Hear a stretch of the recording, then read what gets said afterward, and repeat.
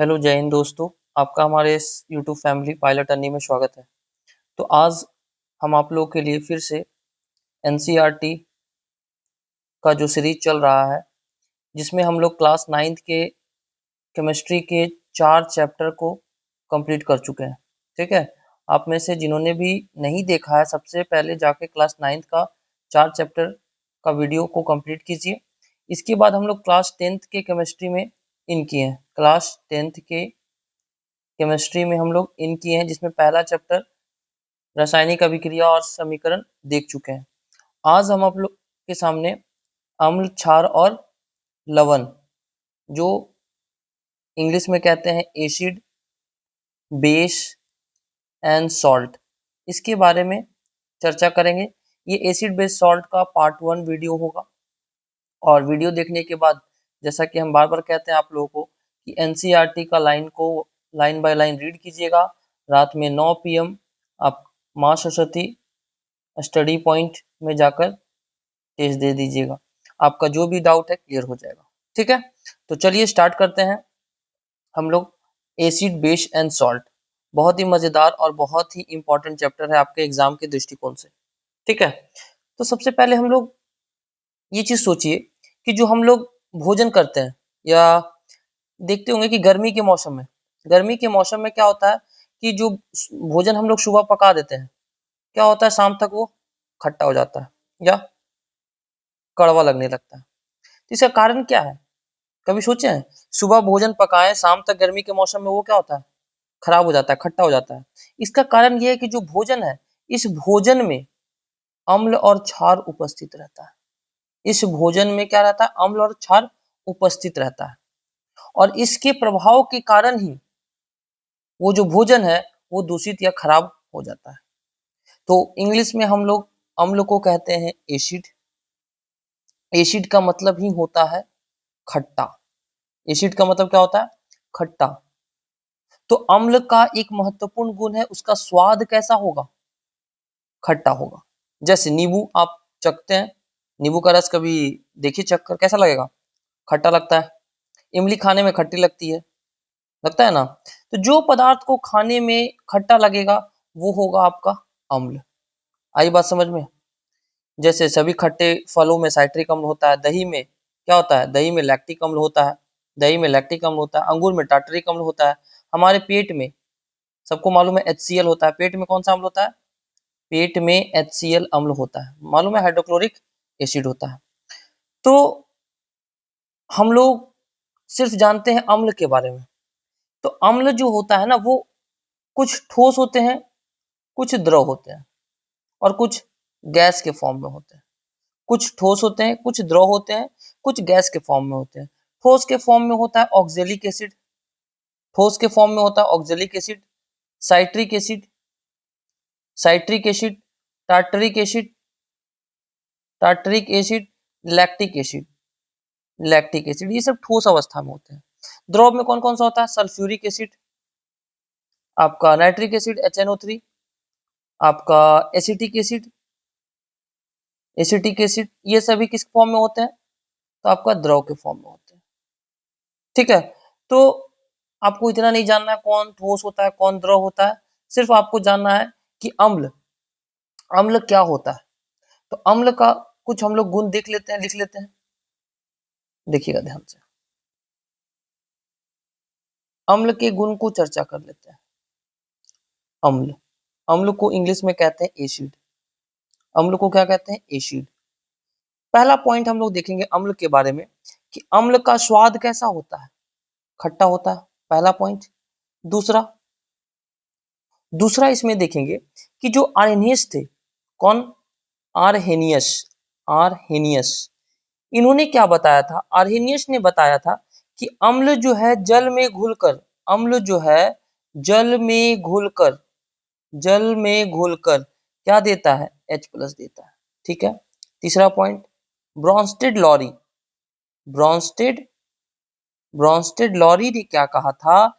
इन्होंने कहा था कि अम्ल वह गुण है, अम्ल वह है या वह गुण है जो प्रोटोन देता है, जो प्रोटोन देता है। क्या देता है? प्रोटोन देता है। ठीक है।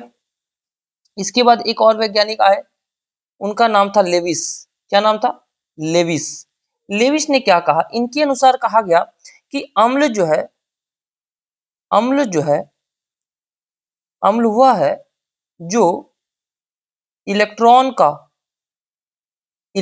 का या इलेक्ट्रॉन की एक निर्जल जोड़ी ग्रहण करता है।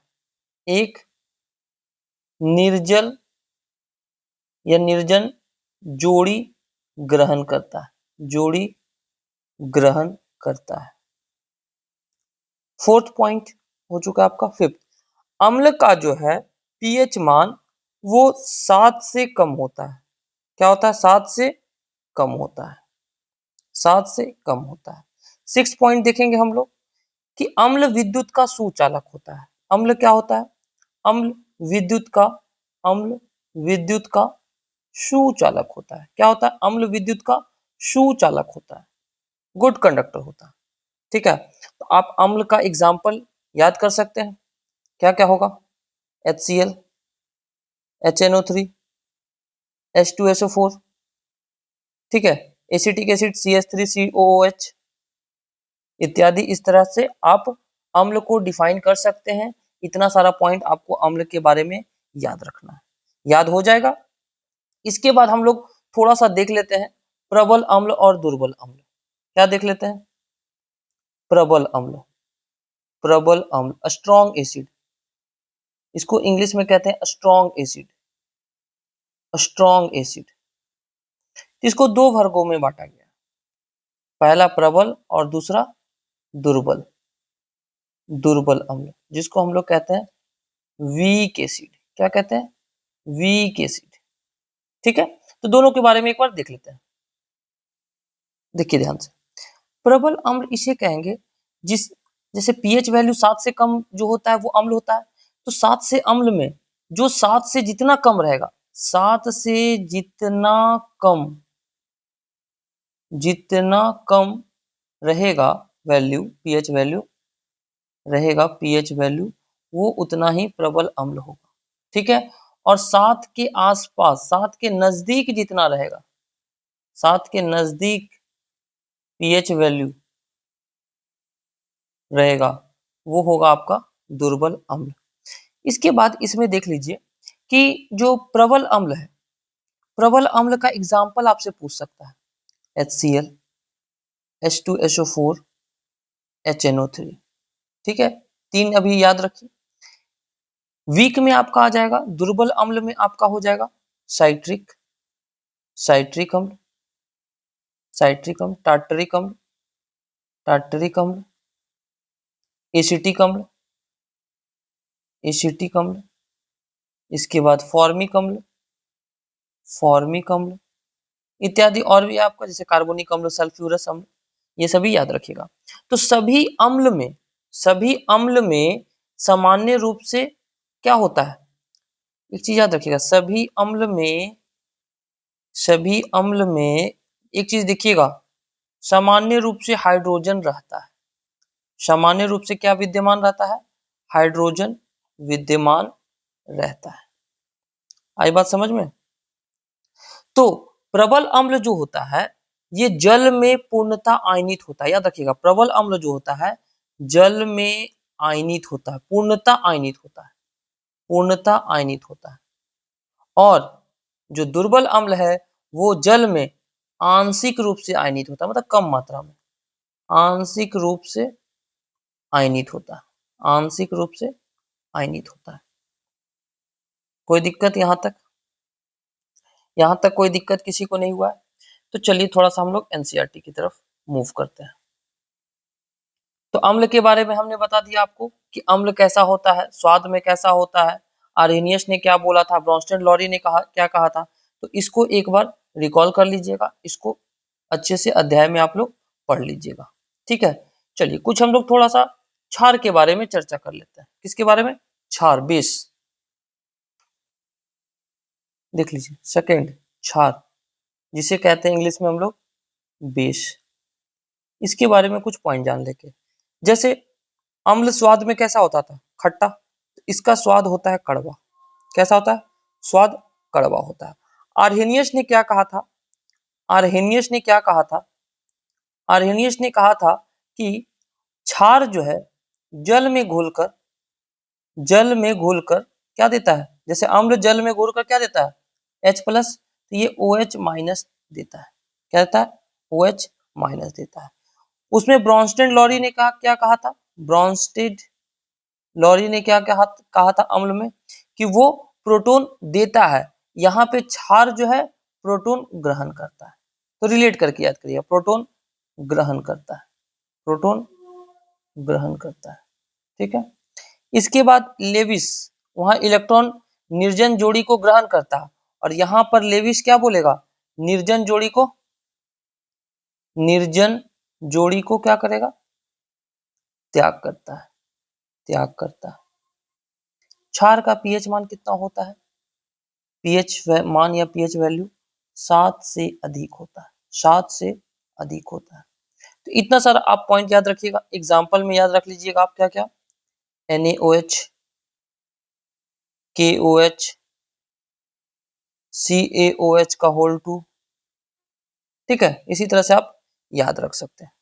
तो क्षार के बारे में इतना सारा आपको याद रखना है। अब क्षार में भी आपका प्रबल क्षार और दुर्बल क्षार आता है, सेम उसी तरह से। सेम देखिए उसी तरह से आपका प्रबल क्षार और दुर्बल क्षार के बारे में हम लोग चर्चा करेंगे। जैसे प्रबल अम्ल और दुर्बल अम्ल का चर्चा किए थे, उसी तरह से प्रबल क्षार मतलब स्ट्रॉन्ग बेस, और दुर्बल क्षार, दुर्बल क्षार, इसके बारे में देख लेते हैं। प्रबल क्षार जो है ना, इसका पीएच वैल्यू 7 से जितना अधिक होगा, 7 से जितना अधिक होगा, मतलब अगर आपको एग्जांपल में हम दे दें, किसी का पीएच वैल्यू 12 है और किसी का पीएच वैल्यू 8 है, कौन प्रबल क्षार होगा? तो 12 वाला जो है ये प्रबल क्षार होगा। ठीक है, 8 वाले की तुलना में। दुर्बल क्षार का वैल्यू, पीएच वैल्यू जो है 7 के नजदीक जितना होगा, 7 के नजदीक जितना होगा। ठीक है, जैसे अभी आपको एक 8 और 12 दिए, तो दुर्बल क्षार हम बोले, एक का वैल्यू पीएच वैल्यू है 8.4 और एक का पीएच वैल्यू है 10.2, तो कौन होगा दुर्बल क्षार? ये हो जाएगा आपका दुर्बल क्षार, 7 के नजदीक है। 7 से जो दूर रहेगा वो प्रबल क्षार होगा। दूसरा पॉइंट हम लोग क्या याद रखेंगे कि प्रबल क्षार में आपका एग्जाम्पल पूछता है कि प्रबल क्षार क्या क्या है। तो प्रबल क्षार में याद रखिएगा NaOH, KOH, यही दो चीज ज्यादा याद रखिएगा। दुर्बल क्षार में आप याद रखिएगा NH4OH, CaOH का होल 2, MgOH का होल 2 मैग्नीशियम हाइड्रोक्साइड, ये सभी दुर्बल क्षार है। अब जैसे वहां पर हमने देखा था कि प्रबल अम्ल जल में पूर्णतः आयनित होते हैं और दुर्बल अम्ल जल में आंशिक रूप से आयनित होते हैं। तो यहाँ पर आप क्या बोलिएगा कि प्रबल क्षार जो है ये जल में पूर्णतः आयनित होते हैं, जैसे अम्ल में था पूर्णतः आयनित होते हैं, पूर्णतः आयनित होते हैं। और दुर्बल क्षार जो है आंशिक रूप से आयनित होते हैं। कैसे होते हैं? आंशिक रूप से आयनित होते हैं। यहां तक कोई दिक्कत अम्ल और क्षार में दिक्कत नहीं होना चाहिए। तो यहां से एक पॉइंट अब और याद रखिएगा। क्या याद रखिएगा कि जो अम्ल है वो क्या करता है? अम्ल जो है इसका मुख्य गुण, एक तरह से देखिए तो ये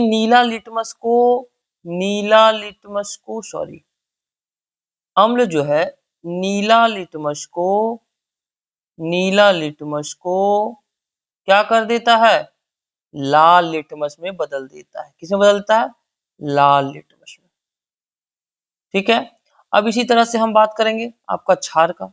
तो क्षार क्या करता है? क्षार करेगा आपको लाल लिटमस को किसमें बदल देता है? नीला लिटमस में। किसमें? नीला लिटमस में। तो अम्ल जो है आपको नीला लिटमस को लाल कर देगा, क्षार जो है लाल लिटमस को नीला कर देगा। ये मुख्य गुण है आपका अम्ल और क्षार का। आई बात समझ में? और जब हम अम्ल और क्षार को मिला देते हैं तो ये बन जाता है उदासीन। कैसा बनता है? उदासीन। आई बात समझ में? तो यहां तक आपको दिक्कत नहीं होना चाहिए, बहुत ही इजी वे में आपको क्लियर किया है। ठीक है, तो चलिए अब थोड़ा सा हम लोग आगे चलते हैं एनसीईआरटी की तरफ। हाँ, यहाँ पे थोड़ा सा सूचक के बारे में दिया गया है। हाँ, इसको देख लेते हैं। अम्ल स्वाद में खट्टा होता है, मिथाइल ऑरेंज के बारे में चर्चा हम लोग कर। जैसे देखिए, एक इसमें आप एनसीईआरटी में पढ़िएगा सूचक। सूचक मतलब होता है इंडिकेटर।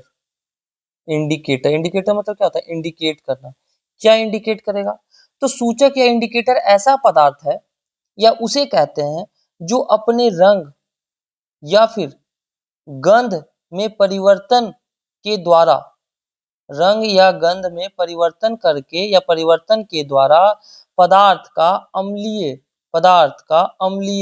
या क्षारीय या उदासीन का सूचना देता है। इंडिकेटर मतलब सूचना देना, उदासीन का सूचना देता है, उदासीन का सूचना देता है। अब ये सूचक दो तरह से होता है। सूचक इंडिकेटर दो प्रकार का है। एक होता है रंगीय सूचक और एक होता है गंधीय सूचक। एक होता है रंगीय सूचक और गंधीय सूचक। रंग वाला क्या करता है? ये रंग में परिवर्तन लाकर बताएगा, रंग में परिवर्तन लाकर आपको बताएगा कि अम्ल क्षार है या उदासीन है। और ये आपका गंध में परिवर्तन लाकर, गंध में परिवर्तन लाकर, गंध में परिवर्तन लाकर आपको बता देगा। तो अब रंगीय सूचक में बात करते हैं तो तीन होता है। रंगीय सूचक में आपका तीन होता है। एक होता है लिटमस, एक होता है लिटमस, एक होता है methyl orange, methyl orange, methyl orange, और एक होता है फिनोफ्थिलिन, फिनोफ्थिलिन, फिनोफ्थिलिन। ये तीन होता है। ठीक है, तो लिटमस जो है आपसे पूछेगा लिटमस कैसा है? तो लिटमस जो है प्राकृतिक सूचक है, लिटमस प्राकृतिक सूचक है। और ये दोनों जो है मानव निर्मित या संश्लेषित है, संश्लेषित है। तो अब आप एक चीज याद रखिएगा कि कौन कौन सा आपका प्राकृतिक सूचक है, कौन संश्लेषित सूचक है। तो हम लिखवा दे रहे हैं, प्राकृतिक और संश्लेषित दोनों लिख लीजिएगा। पहला प्राकृतिक सूचक, एग्जाम में पूछ देगा कौन प्राकृतिक सूचक है। तो प्राकृतिक सूचक में आपका बहुत सारा आ जाएगा, जैसे लाल पत्ता गोभी, लाल पत्ता गोभी, हल्दी, हल्दी, आपका लाल सलजम, लाल सलजम या चुकंदर, आपका लिटमस, आपका लिटमस, आपका हाइडेंजिया का फूल, हाइडेंजिया का फूल, गुलहर का फूल, गुलहर का फूल, ये सब नोट डाउन करते चलिएगा। गुलहर का फूल, उसके बाद हल्दी हो गया, पटूलिया का पत्ता, एक होता है परटूलिया, परटूलिया का पत्ता, ये आपका प्राकृतिक सूचक है। अब इसी में आपका पूछेगा कृत्रिम सूचक कौन कौन सा है, कृत्रिम या संश्लेषित। कृत्रिम सूचक, तो कृत्रिम सूचक में याद रखिएगा आप methyl orange, methyl orange, methyl orange, या फिर फिनोल्फ्थ्रीन, फिनोल्फ्थ्रीन, ये क्या है? आपका कृत्रिम सूचक है।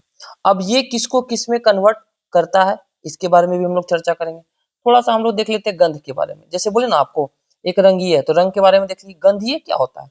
गंधीय जो मतलब जो आंख से नहीं देख पाया, मान लीजिए कि कैसा कलर चेंज हुआ, तो उसके लिए वो गंधीय सूचक।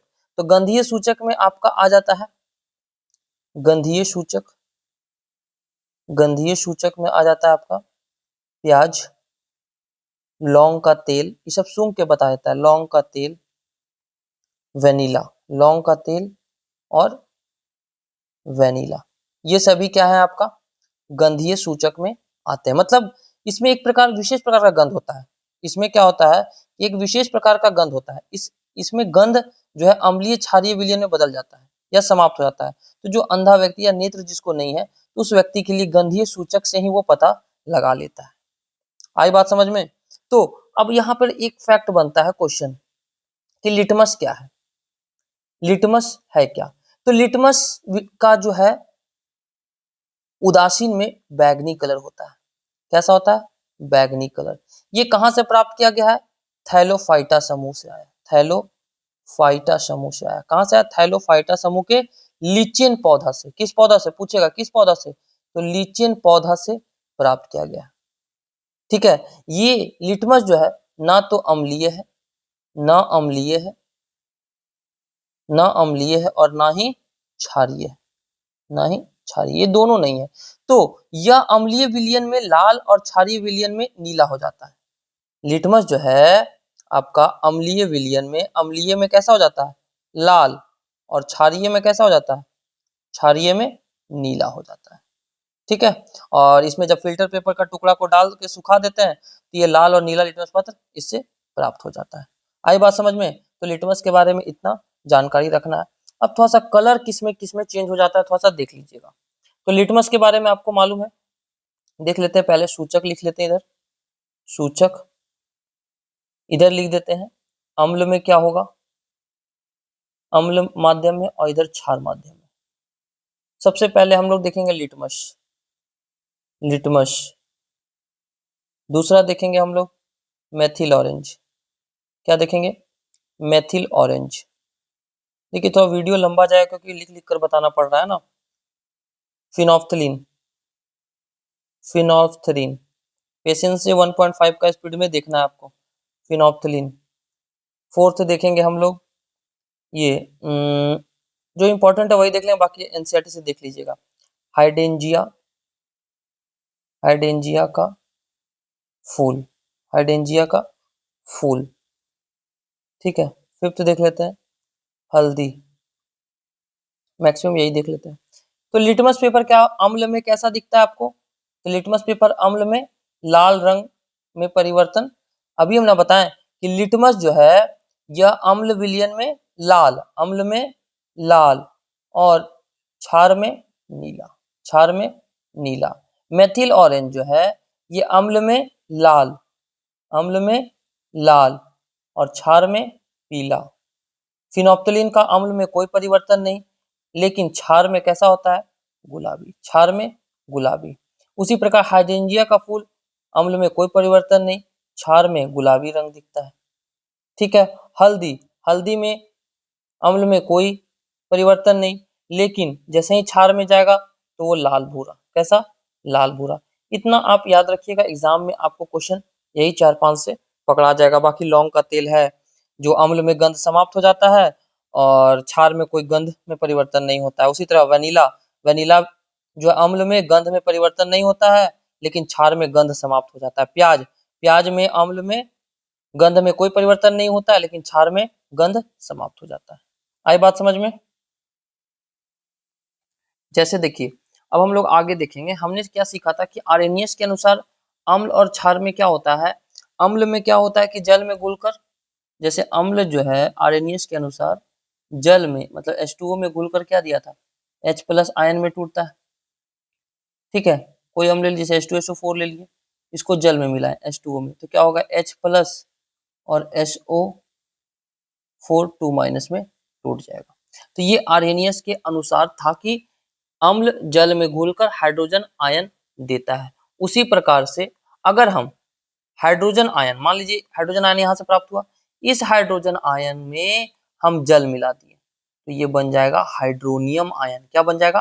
Hydronium ion. ये याद रखिएगा। अगर आपसे पूछेगा अम्ल में जल मिलाने पर क्या बना? H+ ion. अब यही H+ आयन में जल मिला दें तो H3O+ को क्या बोलते हैं? हाइड्रोनियम आयन बनता है। ठीक है, उसी प्रकार क्षार में क्या बताया था कि क्षार में जब हम लोग जल मिला दें, H2O मिला दें तो ये क्या टूट जाता है? Na+ और OH- मतलब OH- आयन देता है। तो एक चीज याद रखिएगा, सभी क्षारक जो है, सभी क्षारक जो है जल में घुलनशील नहीं होते, जल में घुलनशील, जल में घुलनशील नहीं होते। सभी क्षारक जल में घुलनशील नहीं होते हैं। तो जल में घुलनशील क्षार को क्या कहते हैं? एग्जाम में आपसे पूछेगा जल में घुलनशील, घुलनशील क्षार को क्या कहेंगे? तो अल्कली कहते हैं। जल में घुलनशील क्षारक को क्षार कहते हैं। क्षार को इंग्लिश में कहते हैं अल्कली। अल्कली। तो क्षारक में आप क्या क्या याद रखिएगा? KOH, NaOH, ये सभी क्या है? आपका क्षार है। ठीक है, तो एक नोट करके लिख लीजिएगा आप लोग कि सभी क्षार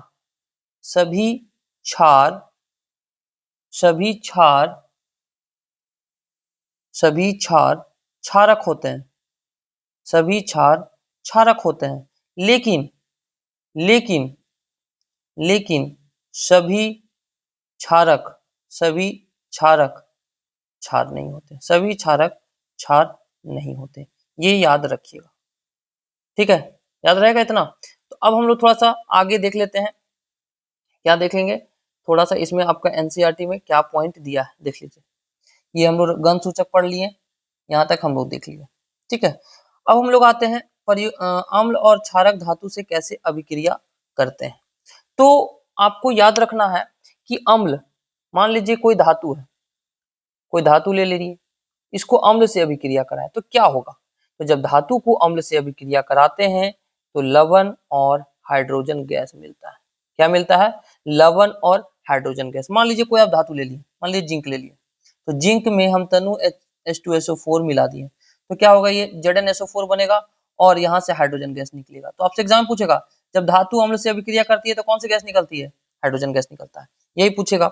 जैसे कोई भी ले लीजिए आप, जैसे यहाँ पे देखिए इस एक्टिविटी में आप देख लीजिएगा जिंक का टुकड़ा को लिया है, तो यहाँ पे क्या हो रहा है आपको हम थोड़ा सा एक्टिविटी को बता देते हैं। देखिए दानेदार जिंक के टुकड़े को तनु सल्फ्यूरिक अम्ल से अभिक्रिया करके हाइड्रोजन गैस का जांच किया, तो क्या हुआ कि 5 मिलीलीटर इसमें H2SO4 ले लिया, इसमें 5 मिलीलीटर H2SO4 ले लिया, दानेदार जिंक का टुकड़ा इसमें डाल दिया। तो जिंक का टुकड़ा जो है इसके सतह पर गैस का बुलबुला आपको दिखाई देने लगेगा। तो गैस का बुलबुला जो है जिंक और H2SO4 अम्ल की अभिक्रिया के फलस्वरूप क्या होगा कि बाहर निकलने लगेगा, और यहाँ पर आपको साबुन का विलयन दिख रहा है।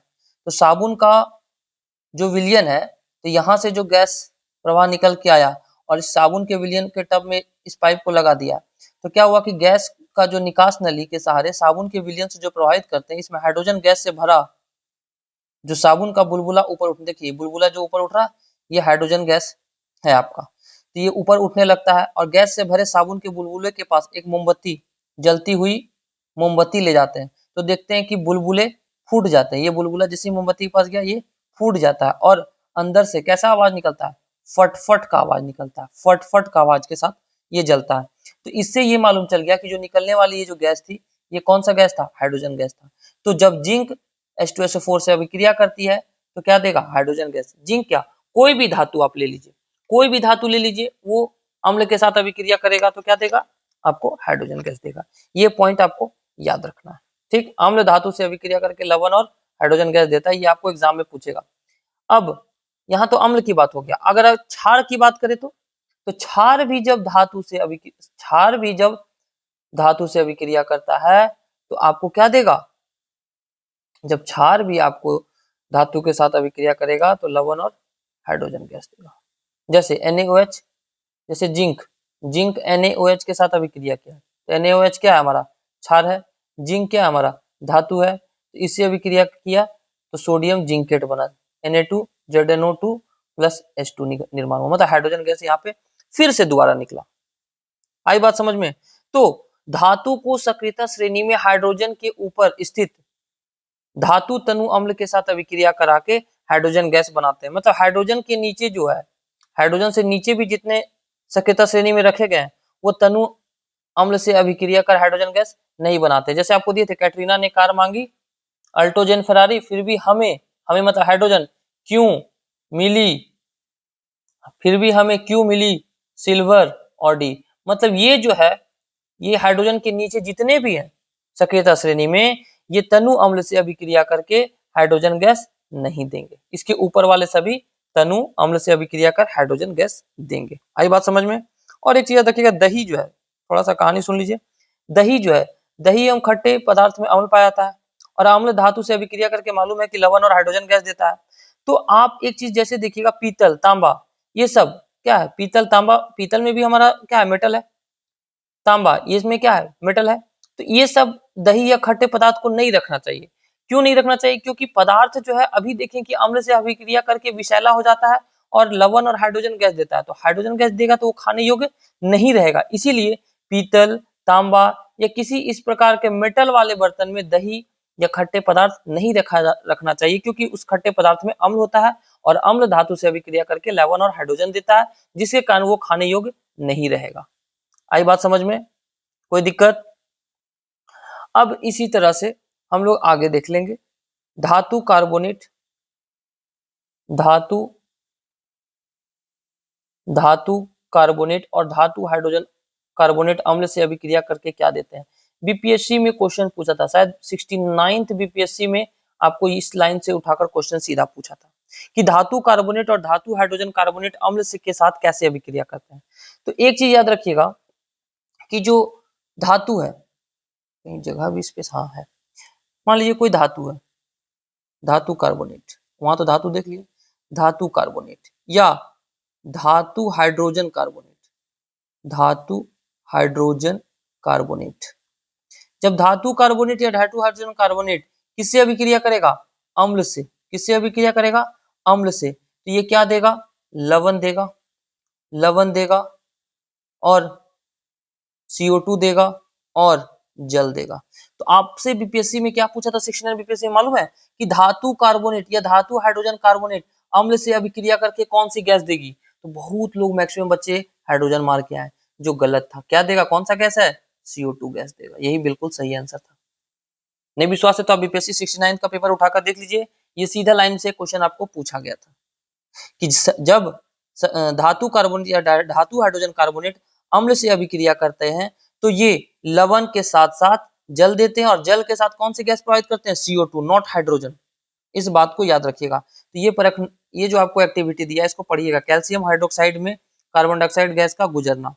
तो यहाँ पे क्या किया कि दो परख नली ले लिया, ए और बी, दिख नहीं रहा है, दो परख नली ले लिया ए और बी, ठीक है, सब में नामांकित कर लिया। परख नली ए में 0.5 ग्राम सोडियम कार्बोनेट Na2CO3 ले लिया। अब परख नली बी में 0.5 gram sodium hydrogen carbonate NaHCO3, जिसको कहते हैं बेकिंग सोडा, खाने वाला सोडा, बेकिंग सोडा या खाने वाला सोडा, इसको ले लिया।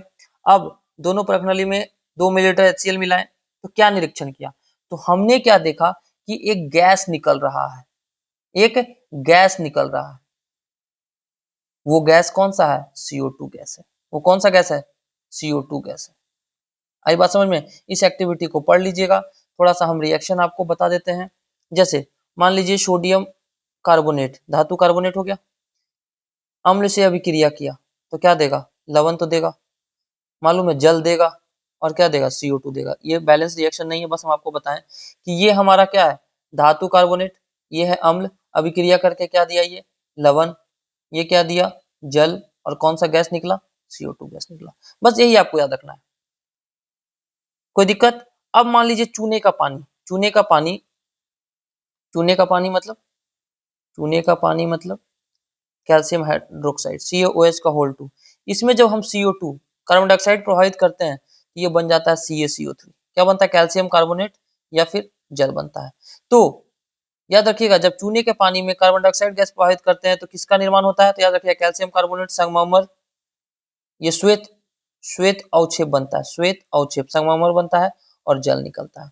अधिक CO2 अगर हम प्रभावित करेंगे, अधिक CO2 गैस प्रभावित करेंगे तो ये CaCO3 जो है, CaCO3 जो है ये किसमें बदल जाएगा मालूम है? CaHCO3, कैल्शियम हाइड्रोजन कार्बोनेट बन जाता है और इसका दूधिया रंग जो है, जैसे श्वेत अवक्षेप बना, ये दूधिया रंग यहाँ पे गायब हो जाएगा। आई बात समझ में? कोई दिक्कत? तो एक चीज याद रखिएगा, चूना पत्थर, खड़िया, चौक, संगमरमर कैल्शियम कार्बोनेट को ही कहते हैं। CaCO3 का ही नाम है चूना पत्थर। ये सब नाम एग्जाम में फंसा जाता है, चूना पत्थर या फिर खड़िया, खड़िया या फिर संगमरमर, संगमरमर, ये तीनों नाम याद रखें, कैल्शियम कार्बोनेट को ही कहते हैं। तो जब CaCO3 को, जब हम लोग, कहीं दिया है, हाँ, जब हम लोग CaCO3 को गर्म करते हैं तो ये क्या बन जाता है? नहीं दिया। CaCO3 को हम लोग गर्म करते हैं, इसको गर्म करते हैं तो ये बन जाता है CO, कैल्शियम ऑक्साइड। और जब कैल्शियम ऑक्साइड को वाटर के साथ अभिक्रिया करवाते हैं तो ये बन जाता है CaOH का होल 2। आई बात समझ में, जिसे हम लोग कहते हैं बुझा हुआ चूना। बुझा हुआ चूना पिछला क्लास में बताएं, CaOH का होल 2 बुझा हुआ चूना, CaO कैल्शियम ऑक्साइड बिना बुझा हुआ चूना कहते हैं, बिना बुझा हुआ चूना कहते हैं। ठीक है, गौर किए आप लोग कि हम लोग जब चूने का पानी, ये चूने का पानी का फॉर्मूला आपको बार बार पूछता है CaOH का होल 2, याद रखिएगा OH का होल 2 बिना बुझा हुआ चूना CaO, ये दोनों फॉर्मूला आपको एग्जाम में बार बार पूछा है। तो अब हम लोग देखेंगे, एक लाइन और ध्यान से सुन लीजिएगा कि जब कैल्शियम कार्बोनेट पे HCl या अम्ल का अभिक्रिया कराते हैं तो कैल्शियम क्लोराइड के साथ साथ H2O और CO2 निकलता है। मतलब कैल्शियम कार्बोनेट पर तनु हाइड्रोक्लोरिक अम्ल से अभिक्रिया कराते हैं तो यहाँ पे देखिएगा जब रिएक्शन करवाया थोड़ा सा आवाज निकलेगा बुदबुदाहट टाइप का और एक गैस निकलेगा CO2। तो CO2 जब कैसे मालूम चलेगा कि ये CO2 गैस है, तो जैसे हम लोग अभिक्रिया में देखे थे, यहाँ मोमबत्ती यहाँ पे हाइड्रोजन कैसे निकला पता चला, जैसे मोमबत्ती को जलाएं तो ये पॉपअप फटक मतलब फटफट का आवाज के साथ ये बैलून फटने लगा। लेकिन जैसे ही यहाँ पर इस रिएक्शन में आप CO2 कैसे निकल रहा है मालूम करना है, तो जैसे ही मोमबत्ती जलाइएगा, कहाँ गया रिएक्शन, कहाँ लिख दिए हम, हाँ यहाँ पे CO2 कैसे मालूम चलेगा कि CO2 गैस निकल रहा है, तो सेम वही मोमबत्ती जलाइएगा। मोमबत्ती जलाएंगे जैसे ही तो इस गैस के पास जैसे ही मोमबत्ती को लगेगा मोमबत्ती बुझ जाएगा, जैसे ही गैस के समीप ले जाएंगे मोमबत्ती बुझ जाएगा। मोमबत्ती बुझना ही मतलब वो कार्बन डाइऑक्साइड गैस है। आई बात समझ में, इसी अभिक्रिया से आप पकड़ सकते हैं। अब हम लोग आगे चलते हैं, अम्ल और क्षारक कैसे अभिक्रिया करते हैं। 2.1.4 थोड़ा सा देखिए चैप्टर बड़ा है, वीडियो थोड़ा लंबा जाएगा, समझाने में समय लगता है। ठीक है, पेशेंस के साथ एकदम पढ़िए, थोड़ा सा लंबा जाएगा लेकिन आपको सटीक चीज तो है, मिल रहा है। एक बार एनसीईआरटी कंप्लीट कर लीजिएगा तो फिर लूसेंट हलवा लगेगा, बता दे रहे हैं। तो अब एक चीज याद रखिए, अम्ल और क्षारक के बीच अभिक्रिया कैसे होता है। तो सीधा याद रखना, अम्ल जब क्षार से अभिक्रिया करता है तो लवण और जल बनाता है। क्या बनाता है, लवण और जल बनाता है। और ये अभिक्रिया उदासीनीकरण अभिक्रिया कहलाती है। और पिछले क्लास में हम लोग पढ़े थे ये द्विविस्थापन अभिक्रिया है। क्या है, द्विविस्थापन अभिक्रिया है। जैसे NaOH, HCl, ये NaOH क्या है, हमारा क्षार है, HCl क्या है, अम्ल है। तो अम्ल और क्षार के बीच जब अभिक्रिया होता है तो लवण और जल बनता है। अभी देखिए NaCl बनेगा और H2O बन जाएगा। आई बात समझ में, कोई दिक्कत, NaOH HCl के साथ अभिक्रिया के NaCl H2O बनेगा। तो क्षार अम्ल से अभिक्रिया करता है तो लवण और जल बनाता है। इस अभिक्रिया को उदासीनीकरण अभिक्रिया कहते हैं। और ये उदासीनीकरण अभिक्रिया ही हमारा द्विविस्थापन अभिक्रिया है, जो हम लोग पिछले क्लास में पढ़े थे। 2.1.5 अम्लों के साथ धात्विक ऑक्साइड की अभिक्रिया। अम्ल और क्षारक की अभिक्रिया के समान ही इसमें भी होता है। जैसे अम्ल और क्षार में क्या देखिए, लवण और जल बना, अम्ल और क्षार में देखे ना लवण और जल बना, तो उसी प्रकार धातु का ऑक्साइड या धातु का ऑक्साइड जब अम्ल से अभिक्रिया करता है तो सेम वही लवण और जल बनाता है, लवण और जल बनाता है। तो अम्ल और क्षारक की अभिक्रिया के समान ही होता है धात्विक ऑक्साइड का अभिक्रिया। जब धात्विक ऑक्साइड अम्ल से अभिक्रिया करते हैं तो लवण और जल बनाते हैं। तो आप खुद सोचिए कि जब धातु का ऑक्साइड अम्ल से अभिक्रिया किया तो लवण और जल बनाया, और जब हम लोग क्षार को, एक सेकंड, जब हम लोग क्षार को अम्ल से अभिक्रिया कराएं तो क्या बना था, लवण और जल बना था ना, लवण और जल। तो ये धात्विक ऑक्साइड किसके जैसा काम कर रहा है, धातु का ऑक्साइड पूछता है ना कैसा, क्षारीय होता है। धातु के ऑक्साइड का प्रकृति कैसा होता है, क्षारीय होता है। हम लोग सिर्फ रटते हैं, क्यों होता है क्षारीय, सिर्फ क्षारीय रटते हैं। अधातु के ऑक्साइड कैसे होते हैं, अम्लीय होते हैं, अ से अधातु, अ से अम्लीय। लेकिन एक्चुअली कंसेप्ट यही है कि जब धातु के ऑक्साइड अम्ल से अभिक्रिया करते हैं तो लवण और जल देगा।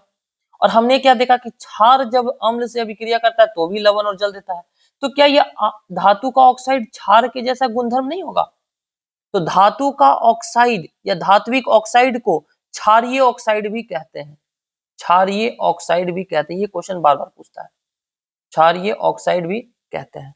तो जैसे हमने देखा कि क्षार जब अम्ल से अभिक्रिया करता है तो लवण और जल देता है, और हमने अभी क्या देखा कि धातु का ऑक्साइड जब अम्ल से अभिक्रिया करता है तो लवण और जल देता है। तो क्या धातु का ऑक्साइड क्षार के जैसा गुणधर्म नहीं रखता है? तब तो लवण और जल दे रहा है। आई बात समझ में? तो धातु के ऑक्साइड को क्षारीय ऑक्साइड भी कहते हैं। जैसे मान लीजिए हम ले ली धातु का ऑक्साइड CuO, कॉपर ऑक्साइड, अम्ल से अभिक्रिया किया तो क्या बना? CuCl2 plus H2O। आई बात समझ में? तो धातु के ऑक्साइड जब अम्ल से अभिक्रिया किए तो लवण और जल बनाया, लवण और जल बनाया। तो ये तो अम्ल हो गया। तो ये क्या हो गया? धातु का ऑक्साइड। धातु का ऑक्साइड किसके जैसा गुणधर्म रख रहा है? क्षार के जैसा, इसलिए क्षारीय ऑक्साइड भी इसे कहते हैं। उसी प्रकार से आप जब धातु के ऑक्साइड जब अम्ल से अभिक्रिया किया, लवण और जल बनाया, उसी प्रकार क्षारक के साथ अधात्विक ऑक्साइड की अभिक्रिया। मान लीजिए कि क्षारक ले लिए, क्षारक जैसे मान लीजिए कि हम CO2 और क्षारक ले लिए CaOH का होल 2। ये क्या है हमारा? ये हमारा क्या है? क्षार है। और ये हमारा क्या है? अधात्विक ऑक्साइड, क्योंकि देखिए कार्बन अधातु है और ये ऑक्सीजन है, तो ये अधात्विक ऑक्साइड, अधात्विक ऑक्साइड है। ये दोनों अभिक्रिया करेगा तो लवण और जल देगा। क्या देगा? लवण और जल। तो ये CaCO3 और H2O देगा। तो अब आप एक चीज हमको बताइए, ये लवण और जल कब देता है? जब अम्ल और क्षार से अभिक्रिया होता है। जब अम्ल और क्षार अभिक्रिया करता है तो क्षार तो है ही, क्षार तो चलिए COH का होल 2 है। ये अधात्विक ऑक्साइड जो है ये क्या है? अम्ल के जैसा गुणधर्म है, इसलिए अधात्विक ऑक्साइड को हम लोग अम्लीय ऑक्साइड भी कहते हैं। आई बात समझ में? हम लोग रटते हैं ना, अधात्विक ऑक्साइड अम्लीय प्रकृति का होता है। तो ये यही कारण है, क्यों? क्योंकि अधात्विक ऑक्साइड भी क्षार से अभिक्रिया करके लवण और जल बनाता है। तो अम्ल और क्षार भी तो हमको मिलकर लवण और जल बनाता है। तो लवण और जल बनाता है तो क्षार तो है ऑलरेडी। ये अधात्विक ऑक्साइड किसके जैसा गुणधर्म होगा? अम्ल के जैसा। लेकिन एक चीज याद रखिएगा, सभी अधात्विक ऑक्साइड अम्लीय प्रकृति का नहीं होते हैं। कौन कौन अधात्विक ऑक्साइड अम्लीय प्रकृति का नहीं होते? लिख लीजिएगा, H2O, NO, CO, N2O। ये चार जो है अधात्विक ऑक्साइड, ये अम्लीय प्रकृति का नहीं होते हैं, अम्लीय प्रकृति का नहीं होते हैं। याद रहेगा? तो अधात्विक ऑक्साइड जो है सभी आपके नहीं होते हैं अम्लीय प्रकृति का, लेकिन मैक्सिमम आपका होगा। तो यहां तक क्लियर हो गया। अब हम लोग आगे बढ़ते हैं, सभी अम्ल और क्षार में क्या समानता पाई जाती है। तो हमने अभी देख लिया कि सभी अम्ल और क्षार में कुछ डिफरेंस देखे थे स्टार्टिंग में, कुछ हम लोग यहाँ देख लेंगे। क्या होता है कि धातु जो है अम्ल से अभिक्रिया करता है तो क्या देता है? लवण और हाइड्रोजन गैस देता है, करता है ना। तो सभी अम्ल में हम लोग को मालूम है, सभी अम्ल में क्या होता है? हाइड्रोजन गैस होता है। सभी अम्ल में हाइड्रोजन गैस होता है। तो हमको ये भी चीज मालूम होना चाहिए, या ये भी दिमाग में आना चाहिए कि क्या हाइड्रोजन युक्त सभी यौगिक अम्ल होते हैं? क्या हाइड्रोजन से जिसमें भी हाइड्रोजन जुड़ा हुआ है वो सभी अम्ल होते हैं? तो नहीं, हाइड्रोजन युक्त सभी यौगिक अम्ल नहीं होते हैं। जैसे आपसे हम पूछें, अभी हम क्या बोले कि जिसमें भी हाइड्रोजन रहेगा वो सभी अम्ल होगा, आपके मन में सवाल होना चाहिए। तो नहीं, क्यों? आप ग्लूकोज का फॉर्मूला लिखिए, C6H12O6, इसमें हाइड्रोजन नहीं है क्या? तो क्या C6H12 क्या है? अम्ल है, ये तो ग्लूकोज है। एल्कोहल C2H5OH, इसमें हाइड्रोजन नहीं है, है ही, तो क्या ये अम्ल है? ये अल्कोहल है। तो याद रखिएगा, सभी हाइड्रोजन युक्त यौगिक अम्ल नहीं होते हैं। आई बात समझ में? सभी हाइड्रोजन युक्त अम्ल नहीं होते हैं। यहां तक कोई दिक्कत नहीं होना चाहिए, ठीक है।